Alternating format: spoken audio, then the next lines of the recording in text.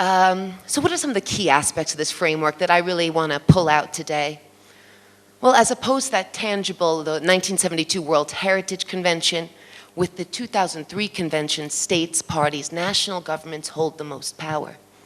So we must really remember that when UNESCO, negotiations between that top international level of UNESCO and the local level where intangible cultural heritage lives, negotiations must go through and communication must go through national governments. So that middle level, if we have 3 levels, is really important to remember. However, the convention is rather vague. Montira touched upon this also yesterday. How it's going to be implemented is really up to national governments to decide. What ministries, agencies, organizations, museums, universities are to, would be responsible for safeguarding intangible heritage of a territory. Again, this is up to governments. Perhaps this is an advantage, but we'll talk about that later. But the idea of community involvement is also rather vague.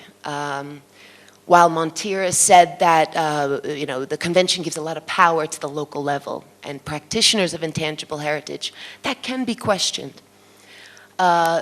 Within the convention text, the idea of community involvement, again, is up to national governments. Here we have an example, the only article that's dedicated to community participation, Article 15.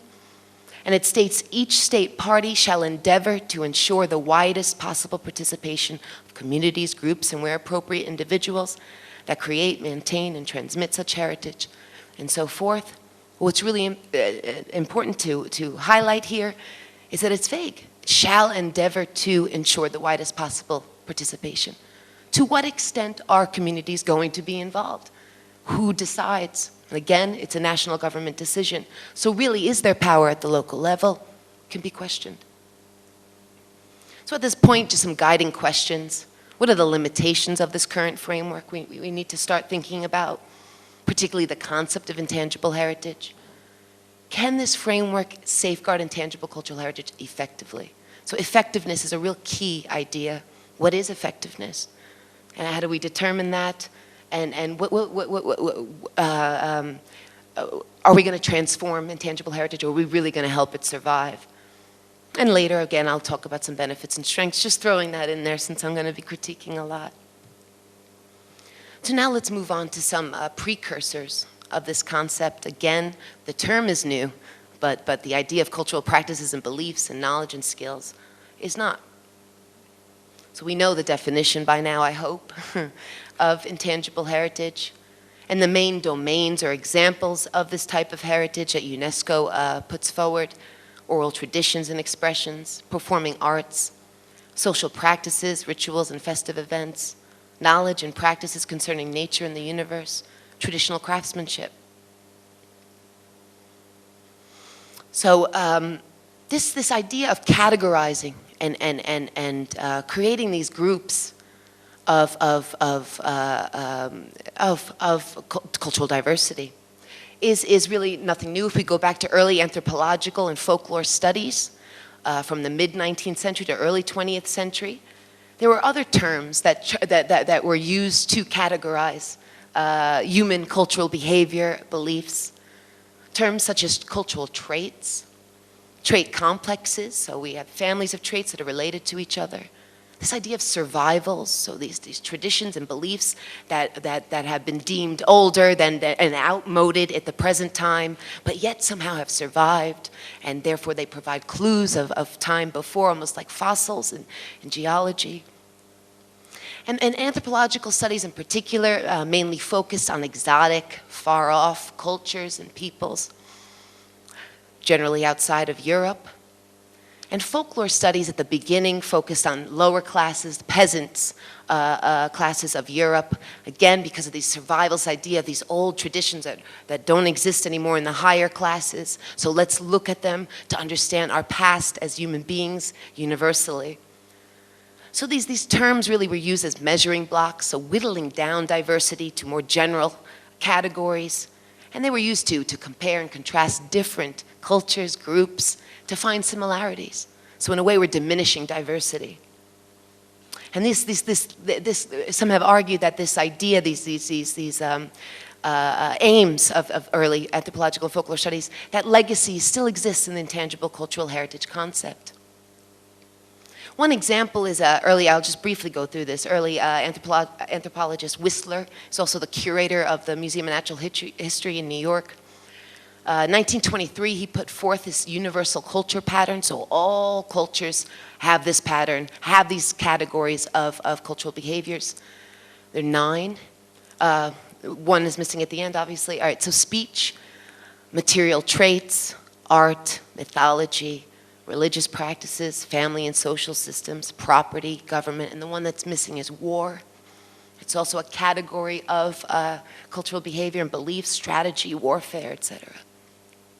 And so I was thinking these categories can be matched to those UNESCO domains. And so I matched them. And so looking at Whistler's speech category, that could translate into UNESCO's oral traditions and expressions group. Material traits could correspond to traditional craftsmanship. Art, performing art, some art practices. Mythology, scientific knowledge, that resonates with this category of knowledge and practices concerning nature and the universe. Religious practices, social practices, rituals, and festive events. The same with family and social systems. Again, social practices, rituals. And these last 3 categories of Whistler's idea could correspond to social practices, rituals, and festive events of UNESCO, but UNESCO really doesn't deal with such expressions, and I'll get to that in a moment.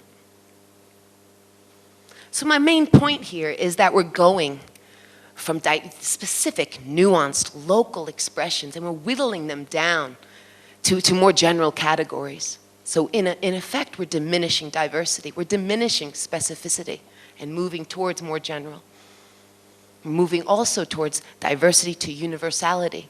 And that's especially reflected in the representative list of intangible heritage of all humanity. So this idea of we all universally should relate to expressions that we don't know of and that are from other parts of the world, and that they correspond to all of us. So it's important to understand that diminishment of difference, of specificity, of uniqueness. And this takes us to Barbara Kirschenblatt's idea of metacultural production.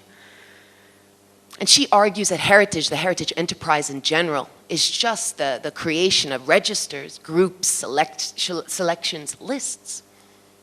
And she says lists arise from operations that convert selected aspects of localized descent heritage into translocal consent heritage, the heritage of humanity. And that phrase should be rather familiar to you. UNESCO uses that phrase often.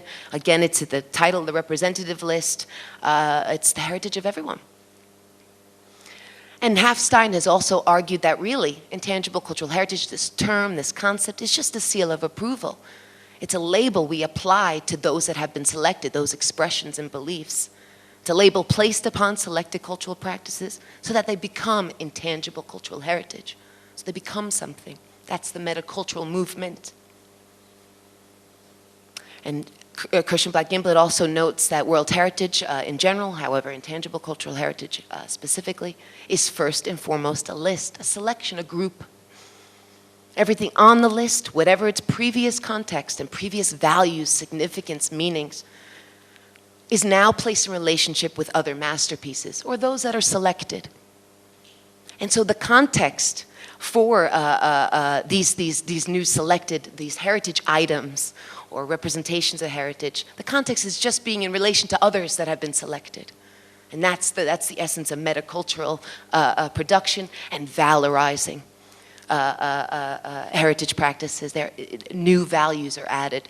They're important at a local, specific level, and then they become important at a national level or regional, and they become important at an international level. They're universal. They become important to all of humanity. Those are new values. So what happens to the original source values? So one key question we can ask at this point is, how do we make sure that local diversity, the meanings, again, the nuances, specificity, remain intact while safeguarding intangible heritage, so that they don't become diluted by these other new meanings? So really, how can we keep intangible cultural heritage invigorated, vitalized, and therefore local?